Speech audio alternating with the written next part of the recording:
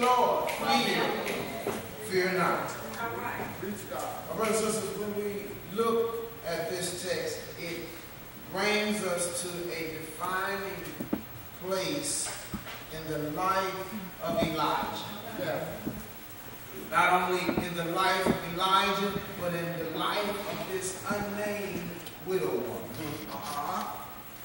See, these two had never met before, from different places. God designed it that on this day, their paths would cross. Their lives would never be the same. Fix it up. You got to see where Elijah comes from. Elijah, the Tishbite, who was from the middle of nowhere, called on assignment by God. My brothers and sisters, when we pick this text up, God had just given instruction to Elijah to go down to Zarephath. Y'all gonna help me now when the time starts. We'll go down to Zarephath. He tells him, he said, now, you've been hanging out up here on the mountain. Ravens have dropped you off some meat. And you've enjoyed fresh water from the creek. But the Bible says that all of a sudden the bird didn't fly. And the creek ran dry. Word of the Lord comes to Elijah and said that it's now time to move. My brothers and sisters, this represents what I call a paradigm shift. When God begins to take you to a different level. And the problem is that some of us have gotten so comfortable with birds dropping off our food and drinking from the creek that now you don't want to leave. The truth of the matter is that we weren't designed to drink out of the creek. That was just a temporary restoring place. But you tried to turn it into a permanent dwelling home. And sometimes God is taking you through some stuff, not for you to stay there and pitch your tent, but just so you can go through it. He gives specific instructions to Elijah. He said, now you've been here long enough. I need you now to go down to Zarephath. Can't you see Elijah been stretching out up there on the mountain? No problem, no care in the world. What working? Drawing unemployment.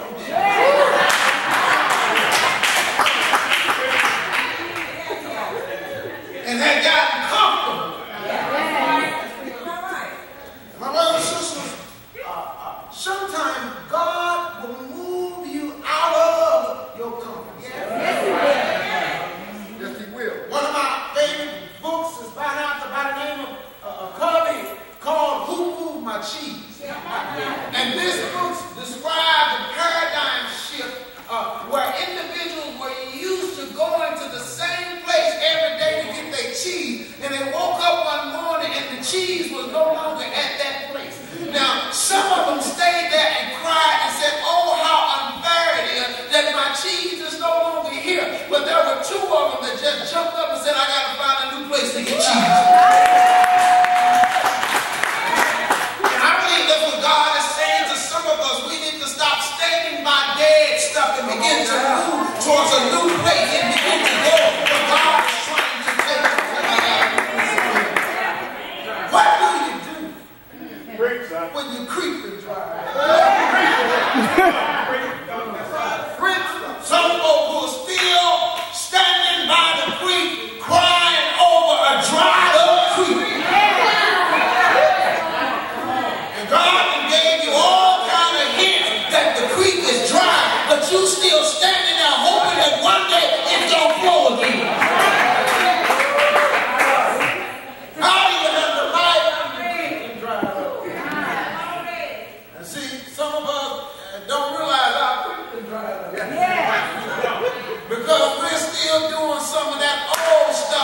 don't work no more.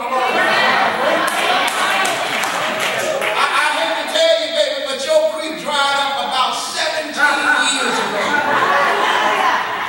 Have I got a witness in here? And God allowed your creek to dry up so that you can grow up. Have I got a witness in here? But you don't realize that you too old to still be in the club talking about don't drop it like a hot. You got grandkids and you party with them. Your creek is dry.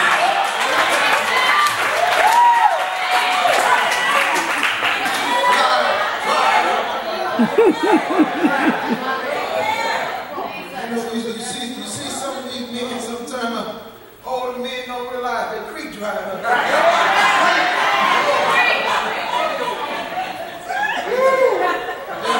They don't realize that it's not 78 no more. And them lines they dropped in 78 ain't gonna work. Somebody said to dry it up. Dry it up. Sometimes God allows it to dry up so that He can shift you. He's trying to move you out of your comfort zone. He's trying to take you to another level. He's trying to show you that that's no longer working, that I've got something better in store for you.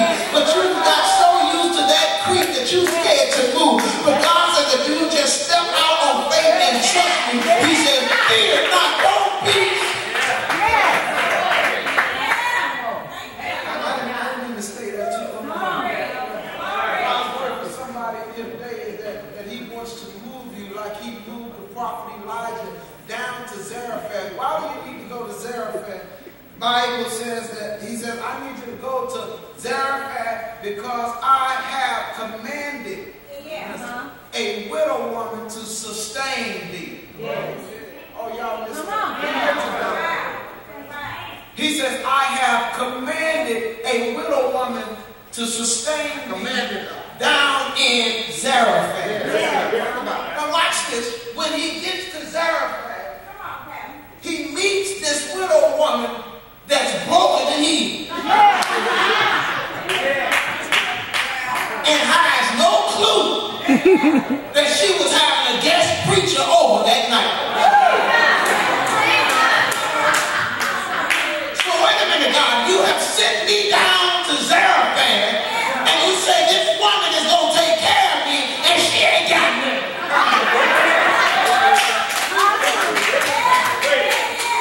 So God, I don't understand this because you told me when I was up there by the creek that by the time I got to the valley, a widow woman would have enough to take care of me.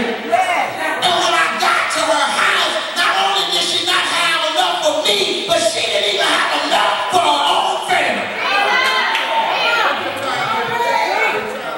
So God, did you deceive me? Did I miss something? Lord, I know I'm doing what you told me to do, but it don't look like it's lined out the way it's supposed to work out. Have I got it? Anybody ever been in a point in your life where you knew you were doing what God told you to do, but things just were not falling in line like He said they would? I'm right where I want. If y'all don't hit me, then it'll be a good time to start. I'm almost there. Watch this. The Bible says that he said, I have commanded a widow woman to sustain thee. But when he gets there, the widow woman has no clue. But that word command in the Greek is armor, which means that God said it in his heart or his intentions were there.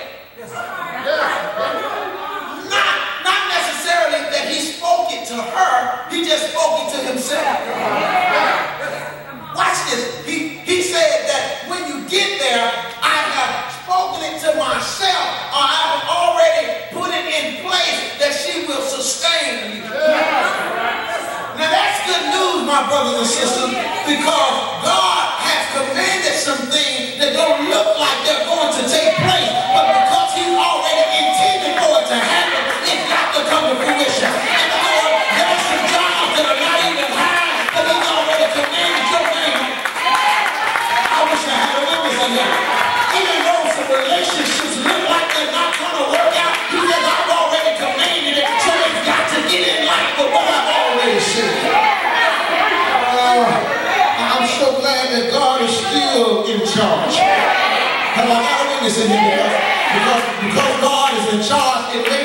good.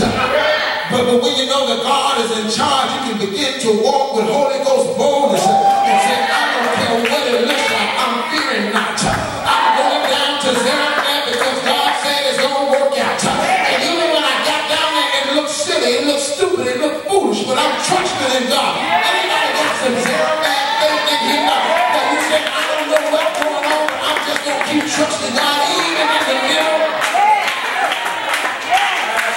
And let me bring this little talk to an end here.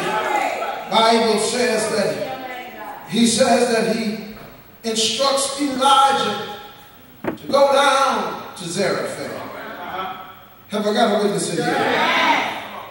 And my brothers and sisters, this is a situation where he sends you to a place that don't make sense. And he sends you to a person that don't make sense. But I want you to know that sometimes God will do just that so he can take it out of your hand and you will have to completely depend on him. Let me show how to do this today. Some of y'all, if you be honest in here, you know how to hook some things up. You've been taking care of yourself all your life. You know how to make a dollar stretching. You know how to take care of this and take care of that. But sometimes God gets you to a point in your life where you can't do nothing. Have I got a witness in here? You bash up in the corner where you say, God, I'm lifting my hands to you because I need you on this one. Have I got a witness in here? And my brothers and sisters, as I go to my seat, I want to tell you one more thing.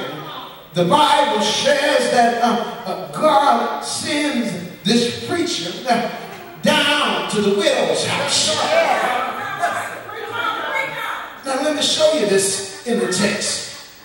Because it jumped out and said, I need you to preach me too. And I told that text, I promise you I will tonight. He says, watch this, that God sends a preacher to the widow woman. The preacher and the widow woman. What a strange, Pastor Lester combination. Here you got this preacher prophet who has God on his side, but ain't got a dime in his pocket. Then you got a woman over here got just